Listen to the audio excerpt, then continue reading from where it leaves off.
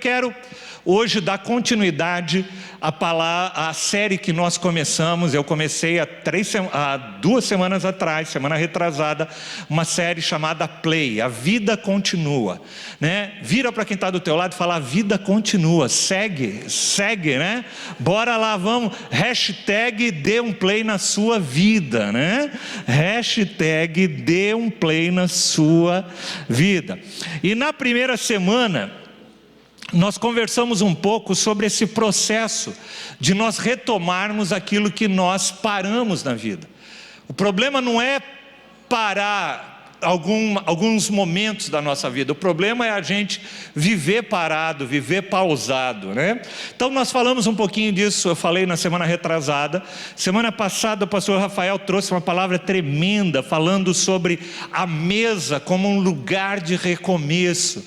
A mesa como esse lugar, a mesa representando a comunhão com Cristo. E é com Cristo que nós somos capacitados a recomeçar a nossa vida. Eu vou falar um pouquinho sobre isso, eu vou completar um pouquinho isso hoje, mas não basta você querer recomeçar. Tem muitas pessoas que às vezes querem recomeçar, mas o peso de coisas, de situações, acabam não permitindo, e ela não consegue se desvencilhar. A mesa, quando o pastor Rafael trouxe essa mensagem da mesa, ele falou sobre esse local de comunhão com Cristo, onde o Senhor não está olhando as nossas falhas, as nossas limitações, o nosso passado, mas está falando para a gente: vai, que eu sou contigo. Amém? O Senhor é contigo. O Senhor não quer te ver parado. O Senhor não quer te ver prostrado. O Senhor não quer te ver aleijado. E quando eu estou dizendo aleijado, eu não estou dizendo só aleijado do aspecto físico, embora Deus não queira também nos ver aleijados de forma física, mas às vezes a gente está aleijado na nossa alma, no nosso interior. Às vezes a gente até ouve a mensagem, a gente fala: eu quero dar um play na minha vida, mas eu não consigo fazer aquele movimento, né? Eu falei semana passada sobre a gente romper a inércia, sair daquele lugar onde nós estamos e caminhar e avançar. E sabe por que isso acontece, amados? Porque muitas vezes, há várias razões, mas às vezes a gente acaba se conformando com uma determinada situação. Ou a gente se acomoda, ou a gente se conforma com uma determinada situação. Às vezes há situações, há pausas que a gente faz na nossa vida, e aquilo acaba, a gente acostuma com aquilo. Eu brincava hoje pela manhã, mas é verdade. Eu tenho certeza que eu falei com um monte de gente de manhã. Hoje de manhã, quando eu acordei, gente, estava aquela chuvinha, né? Não sei quantos acordaram lá pelas 8 horas. Estava aquela chuvinha, aquele friozinho, aquela chuva, tempo fechado. E eu fiquei imaginando aquele irmão que essa semana falou: não, domingo eu vou lá na igreja. No domingo eu vou no culto presencial. E aí ele abre a janela da casa dele, acorda, põe a cabeça para fora e vê aquela chuvinha e fala assim: sabe de uma coisa? Semana que vem eu vou, hoje eu vou assistir aqui pela televisão mesmo, né? E eu tenho certeza que quando eu dei esse exemplo, eu tenho certeza que eu estava falando com muitas pessoas. Por quê? Porque a gente se acostuma. A gente se acostuma, como eu disse, se acostuma a ficar em casa, né? Assistindo, participando de um culto, né, com o pé no sofá, e a gente vai de cobertor ainda, a gente vai se acostumando. A nossa sociedade, ela é perita em criar condições para nossa imobilidade, eu diria assim. Eu falava hoje pela manhã também, né? Eu sou da geração que televisão não tinha controle remoto, gente. Você consegue imaginar o que é uma televisão sem controle remoto? Você consegue imaginar o que é ter que levantar do sofá toda hora para trocar de canal? Para aumentar volume, para baixar volume? E o duro é que o seletor de canal, de tanto você trocar de canal, apesar que não tinha tantos canais, né? Hoje tem 150, 200 canais. Na época tinha 4. Mas você ficava trocando de canal e o seletor depois de um tempo quebrava, e você tinha que dar uns tapas nele ainda. Mas a vida de hoje, ela procura facilitar a vida. Então você fica lá sentado e né? Tem até umas televisão que tem picture in picture. Você assiste 3 canais ao mesmo tempo, né? Coisa de louco, como se assistir um canal já é difícil, assistir 3 ao mesmo tempo, eu não sei como a pessoa faz isso. Mas tem gente que faz, o cara assiste a novela e assiste o jogo ao mesmo tempo. Mas a vida, ela vai proporcionando, a vida moderna vai proporcionando situações em que nos leva muitas vezes ao conforto. Hoje em dia, por exemplo, nós temos os deliveries, né? O cara não vai mais no mercado, ele liga para o mercado, entra na internet, as compras chegam na casa dele, ele não tem nem esse trabalho para pedir uma coisa, o pessoal entrega em casa. Antigamente você tinha que ir lá, né, no quintal, matar a galinha, fazer o negócio, né? Hoje em dia não, é tudo muito voltado para a nossa praticidade. E essa praticidade acaba se refletindo às vezes em outras áreas da nossa vida, e gera em nós um comodismo e um conformismo, e a gente começa a se acostumar com isso. Por isso que, por exemplo, um exercício físico, coisas assim, elas vão contra essa natureza, esse movimento que nós vivemos nos dias de hoje. Eu li um artigo essa semana que eu achei muito interessante. Deixa eu pegar aqui o meu... tinha esquecido do meu... Eu li um artigo interessante essa semana. Diz assim: epidemia... Isso aqui foi um artigo que saiu dia 24 de maio, agora há pouco tempo, 2 semanas. Epidemia ignorada mata mais de 4 milhões de pessoas por ano. Não é o coronavírus, mas qualquer um pode ser a próxima vítima. O que pode ser feito para sair desse grupo de risco? Sabe do que eles estão falando aqui nessa reportagem? Sobre obesidade. Diz num outro artigo o seguinte, esse artigo é da BBC: mais pessoas morrem de obesidade no mundo do que de fome atualmente. Pela primeira vez na história da humanidade, nós temos mais pessoas morrendo por comerem demais do que por comerem de menos. Que coisa maluca! 1, 2. Os estudos dizem, amados, que 3 milhões de pessoas, a Organização Mundial de Saúde diz que 3 milhões de pessoas foram vítimas, morreram por causa da obesidade e as suas complicações, só naquele ano que foi aferida essa pesquisa. 3 milhões! E a gente está desesperado, por exemplo, por um vírus que até agora matou quase 800 mil pessoas no mundo, que tem a tendência de talvez matar 1 milhão de pessoas. E a gente se preocupa, e deve se preocupar mesmo, e toma os cuidados necessários.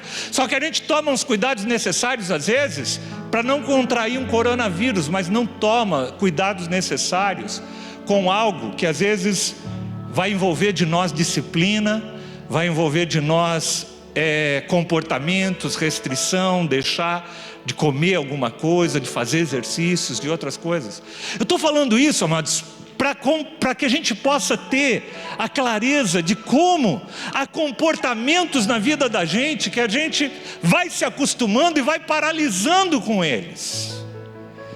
E como é difícil às vezes a gente dar um play e romper com isso. Eu fiquei muito feliz essa semana de receber vários testemunhos de irmãos da igreja. Falaram: pastor, estou dando um play no meu trabalho, olha, eu consegui o trabalho assim, eu voltei a estudar, voltei a fazer faculdade. Tenho recebido tantos testemunhos de reflexões que as pessoas têm feito sobre a sua vida, e de como talvez elas precisavam avançar, ao invés de ficarem paradas em determinados momentos e em determinados estágios. E é sobre isso que eu quero continuar falando. Eu quero continuar falando sobre isso, sobre dê um play na sua vida. Mas para dar um play, não basta recomeçar. Eu sempre tenho dito isso, não basta você, eu vou dar um play, eu vou recomeçar, eu vou retomar isso que eu tinha parado. Tem situações que a gente precisa retomar, mas precisa retomar eles da forma correta.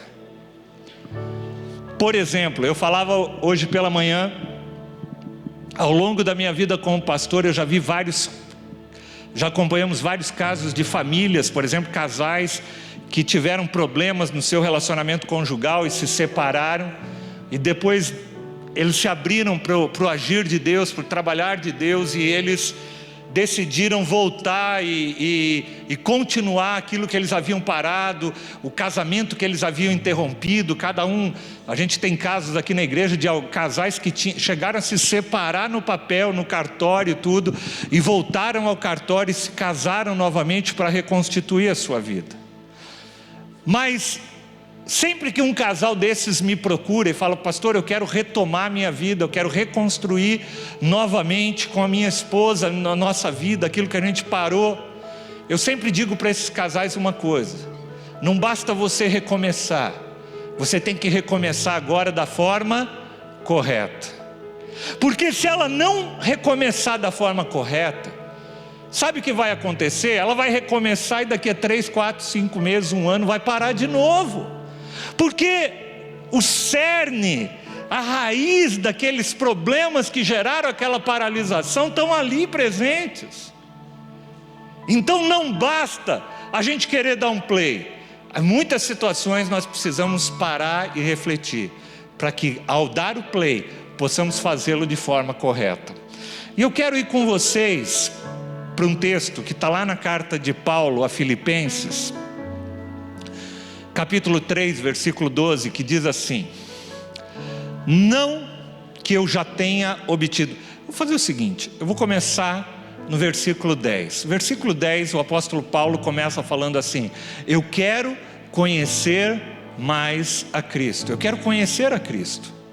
Versículo 10, ele começa falando desse desejo dele. E eu falo assim, gente, se Paulo, quando escreveu a carta de Filipenses, queria conhecer mais a Cristo, eu então, amados, eu preciso dar não só um play, eu preciso dar aquele avanço rápido, sabe aquele que você aperta assim, para poder chegar no estágio de Paulo. E Paulo, ele estava inconformado, ele falou: eu quero conhecer mais a Cristo. E aí ele diz assim no versículo 12: não que eu já tenha obtido tudo isso que eu quero, eu tenho, ou tenha sido aperfeiçoado. Ou seja, Paulo tem a consciência de que ele não era um cara perfeito, e nem você e nem eu somos pessoas perfeitas. E uma das coisas que a gente precisa saber na nossa vida é isso, que tem áreas na nossa vida que precisam ser ainda trabalhadas. E ele diz assim: não que eu já tenha sido aperfeiçoado, mas uma coisa, mas prossigo para alcançá-lo, pois para isso também fui alcançado por Cristo Jesus. E aí ele diz assim: irmãos, eu não penso que eu mesmo já o tenha alcançado, mas uma coisa eu faço, esquecendo-me das coisas que ficaram para trás e avançando para aquelas que estão adiante, eu prossigo para o alvo, a fim de ganhar o prêmio do chamado celestial de Deus em Cristo Jesus. Ou seja, Paulo está falando assim: tem algo que eu preciso fazer ainda, eu preciso conhecer mais de Deus, eu preciso ser mais usado por Deus, tem algo, a corrida não acabou. Paulo usa muitas vezes essa figura de linguagem para a gente poder entender, e ele compara a vida, gente, a uma maratona, a uma corrida. E Paulo vai falar um pouquinho mais à frente, lá em Timóteo, ele vai falar assim: combati o bom combate, terminei a corrida e guardei a fé. Mas aqui ele não achou que tinha terminado a corrida, ele achou que tinha mais coisas que Deus precisava fazer nele e através da vida deles. Por sinal, amados, parar antes de terminar a corrida, antes de cruzar a linha final, é um grande problema. Eu quero passar um vídeo para vocês, não sei quantos já viram. Ele mostra um episódio que ocorreu na cidade de Portland, lá nos Estados Unidos, uma competição de atletismo. Mas ocorreu inclusive algo semelhante o ano passado na São Silvestre aqui, né? O cara, no finalzinho, ele deu uma vacilada, o cara chegou e passou na frente dele. Mas eu queria passar um vídeo, dá para passar aí? Dá uma olhada, o cara está na frente disparado para ganhar a corrida, só que ele começa a achar que ele já ganhou, e ele começa a olhar para o lado, acenar para a torcida, quer ver? O vídeo não está bom. Olha lá, ele começa a acenar para a torcida, começa a tirar o pé do acelerador,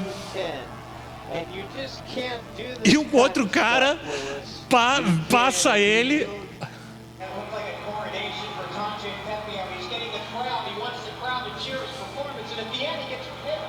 Gente, o vídeo está travando, não está legal a imagem. Mas é muito legal você ver, você percebe que o cara está correndo e ele... E aí ele está correndo e ele percebe que ele vai ganhar e ele dá uma relaxada e ele começa a acenar, sei lá, para a mãe dele, para o pai dele que está na arquibancada, para a namorada e tal. O cara viu atrás, viu que ele estava vacilando, chegou e passou ele. O ano passado aconteceu algo bem semelhante na São Silvestre aqui, não sei quantos viram. A lição que a gente tem de algo assim, amados, nunca pare antes de cruzar a linha final. Amém? Vira isso, nunca pare antes de cruzar a linha de chegada. Fala para quem está com você, fala para aquela pessoa, não pare antes de cruzar a linha de chegada. Trocar? Obrigado, já vou trocar. Não pare antes de cruzar a linha de chegada. O apóstolo Paulo, ele tinha clara essa consciência. Tem coisas na minha vida que eu preciso avançar, que eu ainda não cheguei na estatura daquilo que Deus quer da minha vida.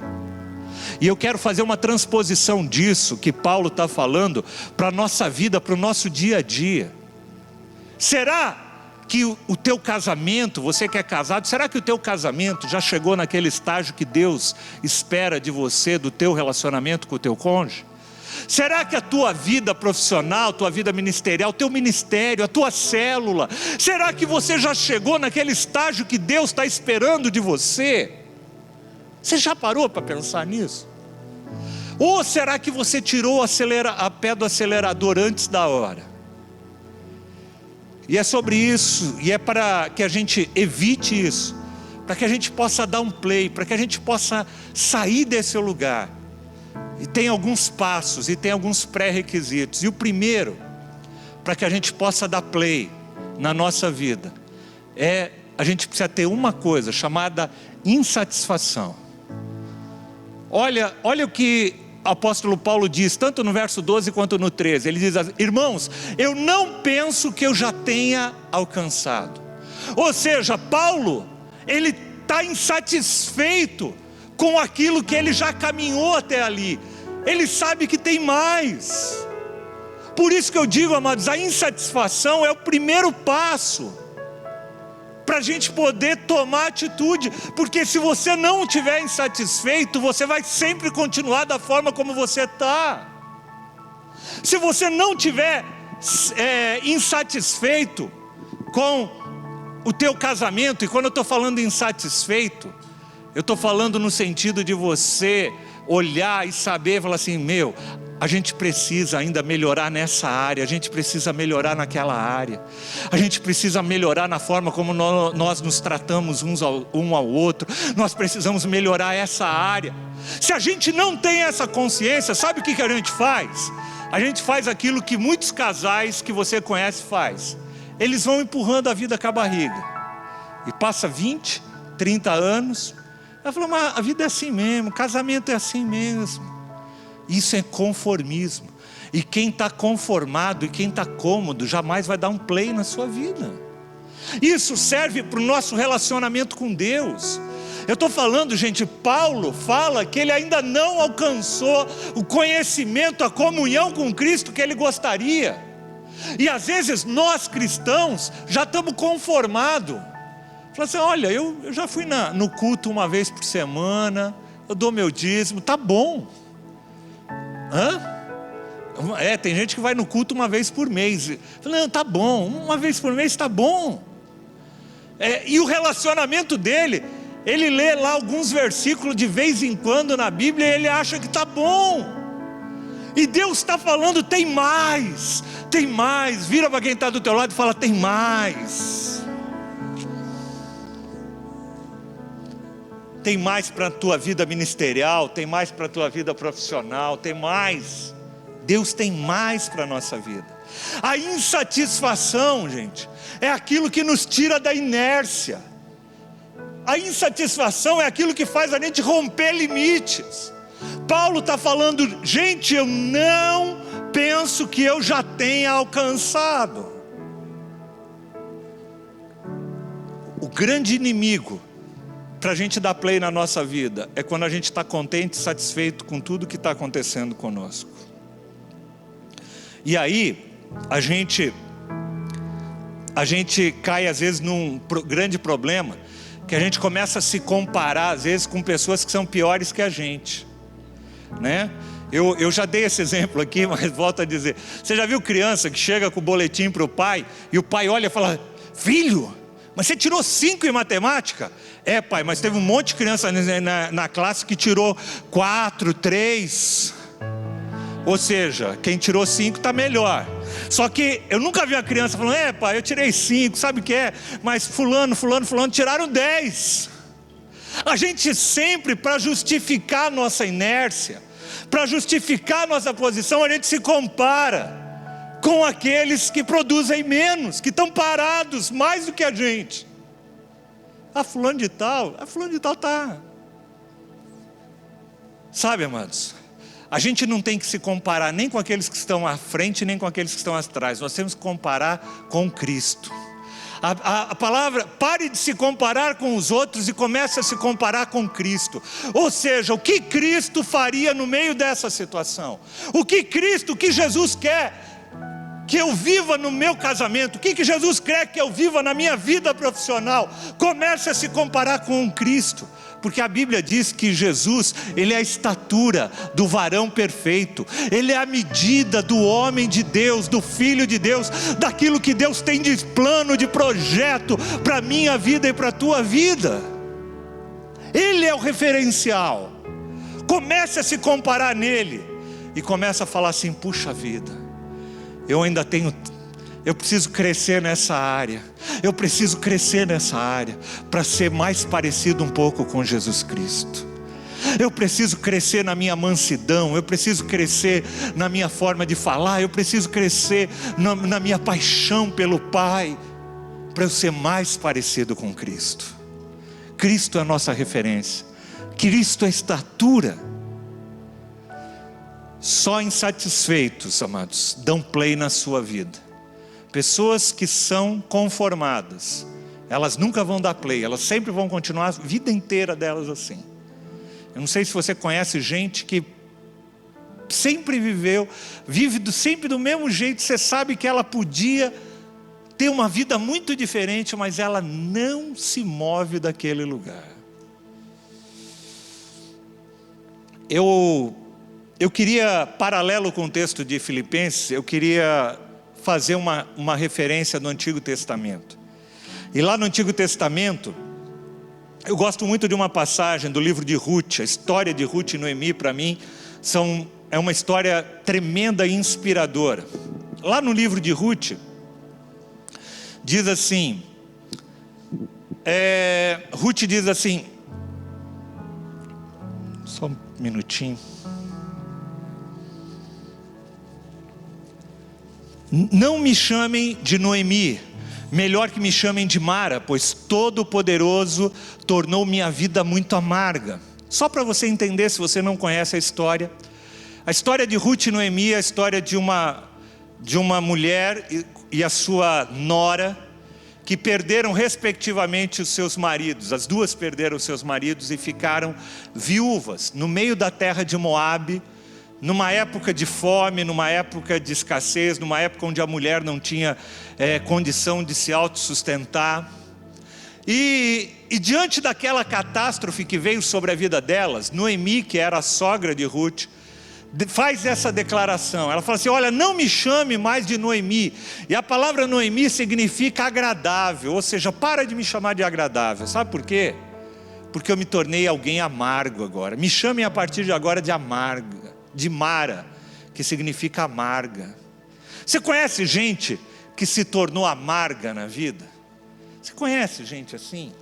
Que se tornou amarga, que você fala, ela fala de tudo.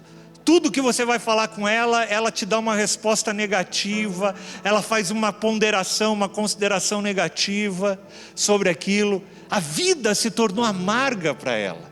E ela diz assim: pois o Todo-Poderoso, essa palavra Todo-Poderoso é a mesma palavra, é a palavra El Shaddai, porque o El Shaddai, o Deus Todo-Poderoso, tornou minha vida amarga. De mãos cheias eu parti, mas de mãos vazias o Senhor me trouxe de volta. Por que me chamam de Noemi? Eu sou uma pessoa amarga agora. E isso, amados, acomete a vida de muitas pessoas. Pessoas perdem a sua esperança, perdem o seu foco e começam a ficar paralisadas. E Noemi se conforma com essa situação. Ela chega e fala para suas noras: vão embora, me deixa aqui, porque a vida acabou. Sabe aquelas pessoas que não têm mais perspectiva de vida? Noemi era assim. Faltava nela aquele impulso para que ela pudesse saber que a vida continua, mesmo no meio do caos, mesmo no meio da adversidade, mesmo no meio da morte, a vida continua. A esperança, amados, eu li uma vez um autor escrevendo isso: a esperança é a última coisa que a gente pode perder na vida, amados. Porque quando a gente perde a esperança, a gente perde todas as coisas. Enquanto a esperança, enquanto a fé está no nosso coração, você pode todas as coisas. Mas o apóstolo Paulo nos fala sobre uma segunda questão que a gente precisa ter na nossa vida, para a gente poder dar o play. A gente precisa redefinir o nosso foco. A gente precisa ajustar para onde nós estamos caminhando. O apóstolo Paulo fala lá em Filipenses uma coisa: olha, eu não julgo que eu já obtive tudo o que eu queria, mas uma coisa eu faço. Repita comigo: uma coisa. Quando o apóstolo Paulo fala sobre uma coisa, ele está falando sobre foco. Você já percebeu que tem gente que faz um monte de coisa e não faz nada? Você já viu gente que é assim? O cara pega 10 coisas para fazer, mas não faz nada direito. Se ele se concentrasse em fazer uma coisa, Jesus fala isso também para Marta, né? Fala assim: Marta, uma coisa é necessário para você. Foca a tua vida. Foca. O grande problema é que às vezes a gente quer dar play em 5 aparelhos ao mesmo tempo. Você já viu? Adolescente que faz isso, né? Tem adolescente que consegue ouvir 2 músicas ao mesmo tempo. É impressionante, né? E dá play em 2 coisas assim, e ainda está assistindo uma terceira. Mas é impossível você se concentrar. O nosso processamento auditivo central não consegue processar isso. Você vai ter que eleger uma coisa para você ouvir, a outra vai fazer barulho só de fundo. A gente precisa aprender a ter foco na nossa vida. Foco é algo importante para a nossa vida. A definição de foco é o ponto mais importante, o ponto central, o ponto que recebe convergência. Qual é o foco? Para onde eu estou indo? Para onde eu estou caminhando? Se a gente não tiver isso claro, amados, na nossa vida, a gente vai dar play e a gente vai continuar às vezes andando em círculos. Mas tem uma terceira coisa que o apóstolo Paulo diz nesse texto de Filipenses, que é muito interessante. Ele diz assim: esquecendo-me das coisas que ficaram para trás, eu avanço para aquelas que estão adiante. Qual era o foco de Paulo? Em primeiro lugar, o foco de Paulo era Cristo acima de tudo. Mas o foco de Paulo era olhar para frente. E amados, um grande problema que acontece na nossa vida para a gente não dar play, sabe qual é? É que a gente fica preso no passado.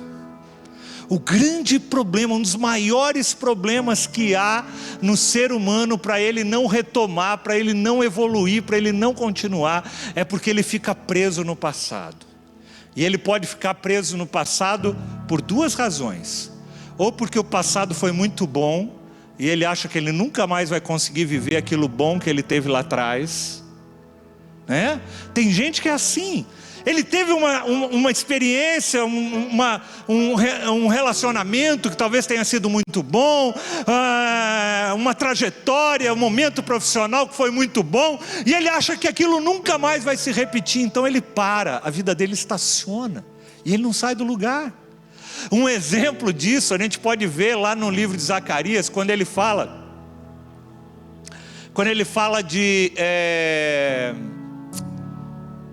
da reconstrução do templo, né? A gente diz que eles iam reconstruir o templo que havia sido destruído, e o povo se reuniu para ver as fundações que estavam sendo feitas do templo, e diz que metade daquele povo começou a chorar. Era o povo da antiga, eram os velhos da turma, né? Os caras começaram a chorar e falaram: puxa vida, esse templo nem se assemelha àquele que tinha lá atrás. Aquele templo é que era legal, aquele templo era muito suntuoso. Olha aqui as fundações, esse templo não vai nem chegar aos pés daquilo que já foi o outro. E o texto diz que enquanto uma parte chorava e reclamava, a outra se alegrava e festejava. Fala: que legal, esse templo vai ser tremendo, e a glória da segunda casa vai ser maior do que a da primeira. Vocês estão me entendendo, amados? Às vezes a gente para no passado porque o passado foi muito bom. Ou então a gente para no passado porque o passado foi muito difícil. Aí você fala assim: não vou confiar em mais ninguém, porque eu confiei em fulano, confiei em não sei quem, não sei quem, todo mundo me decepcionou. E se você for ver a vida de Paulo vai falar isso mais para frente. Paulo vai falar assim: olha, eu confiei em Demas, confiei nesse, confiei naquele, o pessoal virou as cara para mim na hora que eu mais precisava. Mas Paulo não parou por causa disso. Mas tem gente que para. Eu conheço gente que deixou de vir na igreja porque se decepcionou com o irmão, com o pastor, comigo, sei lá com quem foi. E ele não parou de vir só na Edificando, ele parou de qualquer igreja. Ele parou a vida dele por causa de uma decepção, por causa de uma frustração. Tem gente que para a sua vida, um relacionamento, alguém com quem você depositou teu coração, tua vida e te decepcionou, e você fala: não, nunca mais vou dar o meu coração para mais ninguém. E aí a pessoa estaciona e para, e a vida dela fica parada para o resto da vida. E o que Paulo está nos convidando é: cara, esqueça-se do que ficou para trás, e avança para aquelas que estão adiante. Eu conversava hoje à tarde com a pastora Sônia, e a gente falava um pouco sobre isso. A gente aprender com o passado não é ignorar o passado, mas é aprender as lições do passado, aprender as lições que o passado nos ensina, aquilo que nós podemos aprender do passado, mas não ficar retido no passado e impedir a gente de viver o futuro. Quais são as lições que a gente aprendeu?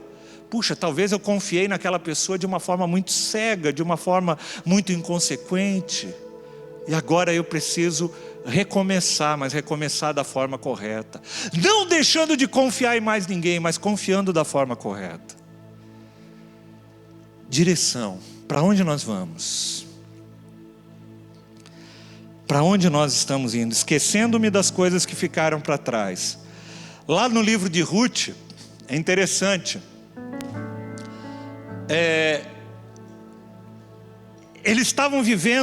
eles tinham ido para viver na cidade, na região de Moabe, e aquilo foi uma decisão da vida deles, e deu tudo errado ali. Ali eles morreram, ali eles entraram em crise financeira. Sabe quando você faz um negócio, e aquele negócio que você fez foi super errado? E aí o que você vai fazer? Você vai passar o resto da tua vida lamentando por aquilo?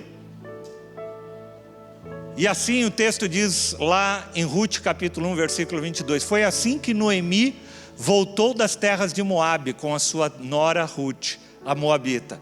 E elas chegaram a Belém no início da colheita de cevada. Elas deixaram para trás Moabe e elas foram para Belém. Elas foram para um outro horizonte, elas foram para algo que Deus estava apontando para a vida delas. Talvez tenham pessoas que estão nos assistindo, talvez tenham pessoas que estão aqui, que você precisa deixar a tua Moabe, o local onde você se decepcionou, o lugar onde você se frustrou, o lugar onde as coisas parecem que deram errado na tua vida. Sai de Moabe, deixa Moabe. Aprende as lições que tiveram que ser aprendidas lá, mas caminha para aquilo que Deus tem para a tua vida, caminha para o Belém que Deus tem para a tua vida. E por último, eu queria que a gente pudesse entender que a gente precisa ter, para dar play na nossa vida, não basta você, hoje em dia é muito comum a gente ver pessoas que vão numa palestra de coaching tal, e saem pilhadas tal, ou às vezes mesmo ouve uma pregação e acabam saindo pilhadas com aquilo. E não basta você se pilhar, não basta você entender, você precisa ir para a prática, você precisa fazer. Não basta você vir em culto após culto, domingo após domingo, estar conectado conosco, se você não tomar decisões na sua vida, se você não tomar decisões práticas na sua vida. E essas decisões vão demandar de nós esforço, vão demandar que a gente saia do lugar onde nós estamos, para que a gente possa alcançar aquilo novo que Deus tem para nós. Queria chamar o pessoal do louvor para vir à frente. E eu queria que você refletisse nesse momento da sua vida. Eu queria que você refletisse naquilo que você está precisando ativar, e que está pausado, e que está parado na tua vida, nos teus relacionamentos, na tua vida profissional, na tua vida ministerial, na tua vida com Deus. Quais são as coisas que estão paradas? O apóstolo Paulo diz assim: eu prossigo para o alvo. Eu não acho que eu já cheguei lá. Se você acha que você já está de boa, não tem nada que Deus possa fazer. Mas quando você entende que tem mais, que Deus tem mais, Deus vai poder fazer mais em você e através de você. Prossigo para o alvo, a fim de ganhar o prêmio do chamado celestial de Deus em Cristo Jesus. Paulo sabia que a missão dele não tinha acabado. E eu quero te dizer uma coisa, e eu posso dizer isso com certeza, que todos nós que estamos aqui, a começar de mim, Deus não acabou tudo aquilo que Ele quer fazer na nossa vida ainda. Tem mais coisas que Ele quer fazer em mim e através de mim. Eu vejo às vezes pastores com seus 80 anos, e ainda com essa convicção forte no seu coração de que Deus ainda tem coisas para fazer através da vida deles. E eu vejo jovens, às vezes com 20 anos, achando que não tem mais nada, que não tem perspectiva, que não tem esperança, que não tem futuro, que não tem mais nada para fazer. Prossiga para o alvo. E eu quero terminar com um exemplo que para mim, eu já citei isso em outras mensagens minhas, mas para mim é um exemplo bíblico daquilo que Deus espera da nossa vida. Que a gente possa não esperar as coisas simplesmente acontecerem, mas que a gente faça a nossa parte. Eu vejo, às vezes, até mesmo no meio teológico, tem pessoas que acham que, como Deus é soberano sobre todas as coisas, se eu fizer ou se eu não fizer, Deus vai dar um jeito e vai me levar para o final que eu preciso ir. Então eu relaxo. Mas o que a palavra de Deus nos mostra, amados, é que há uma parcela que cabe a Deus, mas há uma parcela que cabe a mim e cabe a você.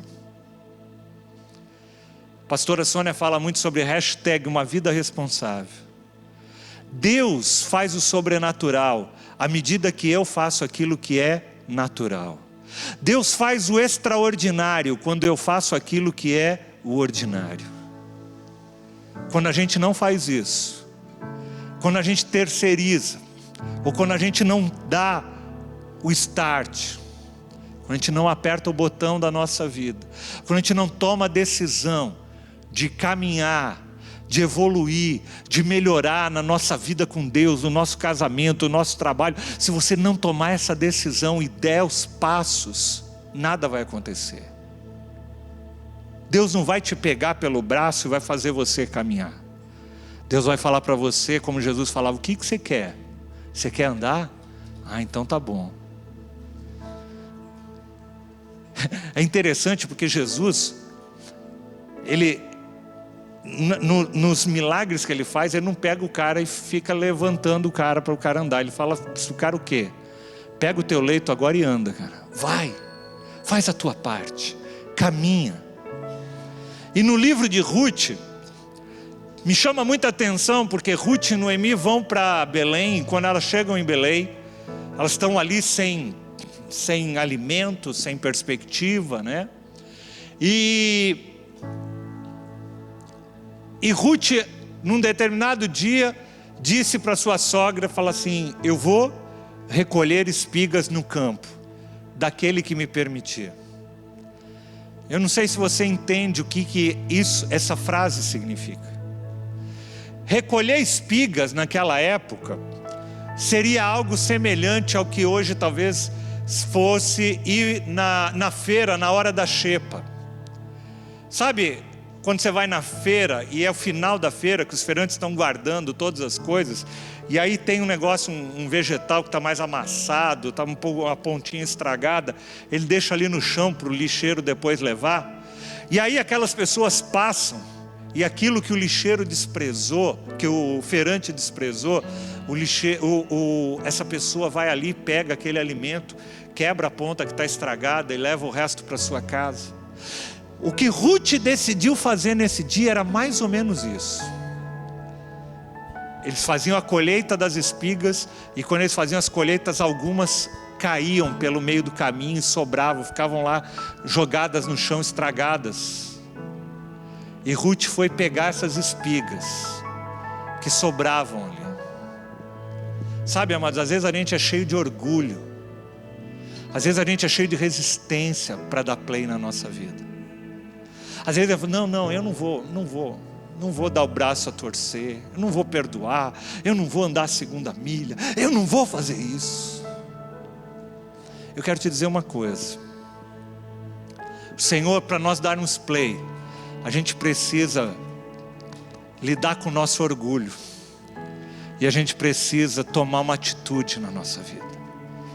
Ruth decide sair da vida dela, sair daquele local de murmuração, daquele local de reclamação. Eu estou imaginando ela e Noemi acordando e falando assim: ó dia, ó vida, ó céus, como é que a gente vai se virar, como é que a gente vai comer hoje? E Ruth falando assim: deixa comigo, eu vou dar um jeito. Para de reclamar e dê um passo inicial, e deixa Deus fazer o extraordinário, deixa Deus fazer o milagre na tua vida. Faz o ordinário e deixa Deus fazer o extraordinário. Sai do barco, olha para Jesus e começa a caminhar sobre as águas. Se você conhece a história de Ruth, você vai saber que, fruto dessa decisão de Ruth, dela sair de casa e dar esse passo, ela foi ali catar espigas que caíam pelas beiradas ali, e o dono daquelas terras, Boaz, olhou para aquela moça e falou assim: meu, quem é aquela moça que está ali catando espigas? Chama ela, eu quero conhecer ela. E resumindo a história, Boaz se casa com Ruth. Fruto desse casamento nasce aquele que viria a ser a linhagem de Davi. Daquele casamento veio a linhagem de Davi e consequentemente a linhagem de Jesus. Gente, que coisa tremenda! Aquela mulher que não tinha perspectiva, aquela mulher que achou que a vida tinha acabado, que não tinha mais nada para a vida dela, gente. se tornou a ancestral, uma das pessoas que está na árvore genealógica de Jesus Cristo, de Davi. Deus faz milagres quando a gente se dispõe a sair de um lugar de lamento, a sair de um lugar de decepção, a sair de um lugar de frustração e caminhar. Eu quero te convidar para você ficar em pé nesse momento, você que está aqui. Deus tem algo diferente para você em nome de Jesus, para a tua casa, para a tua família, para a tua descendência. A atitude de Ruth naquele momento marcou não só a vida dela, mas marcou a descendência dela. Marcou a descendência dela. O play que você vai dar na tua vida agora vai marcar não só a tua vida, mas vai marcar a vida dos teus filhos, dos filhos dos teus filhos, das próximas gerações, em nome de Jesus. Uma atitude tua vai mudar gerações. Assim como a paralisia paralisa gerações e traz consequências terríveis para gerações. Quando a gente decide agir naquilo que Deus está colocando na nossa frente, na nossa vida, Deus vai e faz o sobrenatural. Ele faz o sobrenatural. Ele é aquele que começou a boa obra e Ele vai aperfeiçoar ela na nossa vida a cada dia. Ele só te chama para você falar: Senhor, eis-me aqui, Senhor, eu vou dar um play naquilo, nas áreas que estão paradas, nas áreas que estão mortas na minha vida. Fala isso pro Senhor.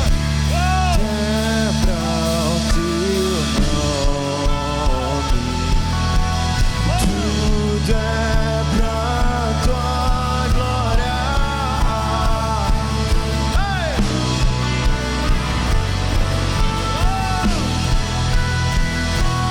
Tens preeminência em tudo que eu fizer. Crente, tudo é pra tua glória. Tudo é pra tua glória. Tudo é pra teu nome. Tudo é pra tua glória. Sejas o primeiro em tudo que eu fizer. Tens preeminência em tudo que eu fizer. Usa-me em qualquer lugar, derrama tua glória em mim, servirei em qualquer lugar. Eu quero ver tua beleza, usa-me em qualquer lugar, derrama tua glória em mim, servirei em qualquer lugar. Eu quero ver tua beleza, usa-me em qualquer lugar. Levanta a tua mão pro Senhor e fala: Senhor, usa a minha vida. Eu quero a partir de hoje, Senhor, caminhar naquilo que está ao meu alcance. Eu quero fazer o ordinário para que o Senhor faça o extraordinário. Eu quero fazer aquilo que é natural para que o Senhor possa fazer o sobrenatural na minha vida. Dá o passo. Sai do lugar de lamentação, sai do lugar de murmuração. Deixa as decepções do passado ou as coisas boas que foram no passado e olhe que o Senhor tem algo maior para a tua frente. Saia de Moabe e vá para Belém. Saia da lamentação e vá para aquilo que Deus tem para a tua vida em nome de Jesus. Prossigo para o alvo. Prossigo para o alvo. Prossigo para o alvo em nome.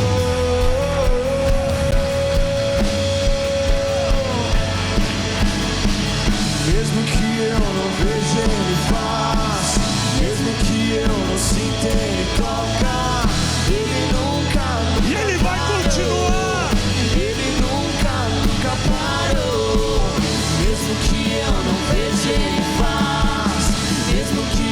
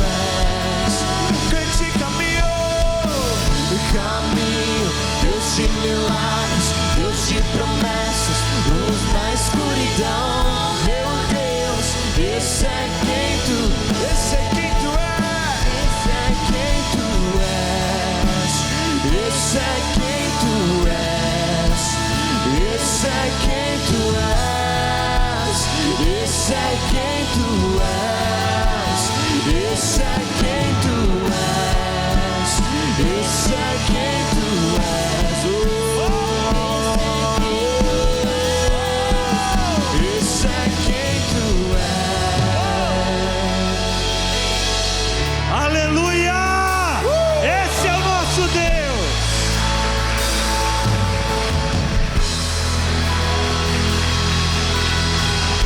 Sabe, amados, enquanto nós cantávamos esse trecho dessa música, o Espírito Santo me colocou uma imagem. Ele me colocou uma imagem, eu vi a figura de uma pessoa, Deus falando para ela assim: acende o interruptor, porque a palavra, a cântico diz que Ele é luz no meio da escuridão. E Deus falando para uma pessoa assim: acende o interruptor. E a pessoa falou assim: não, mas não tem luz, não adianta eu apertar o interruptor.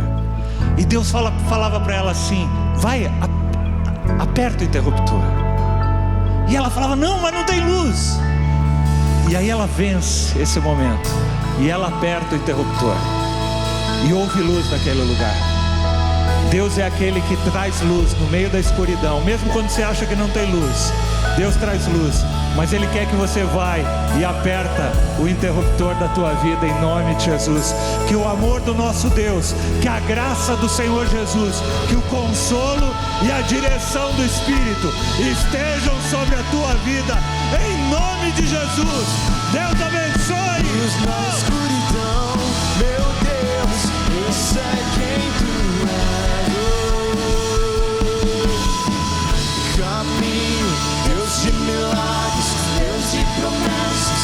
Luz na escuridão, meu Deus, esse é quem tu és. Caminho,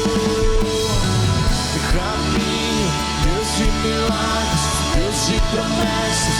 Luz na escuridão, meu Deus, esse é quem tu és. Esse é quem tu és. Esse é quem tu és. Esse é quem tu és. Esse é quem tu és. Esse é quem tu és.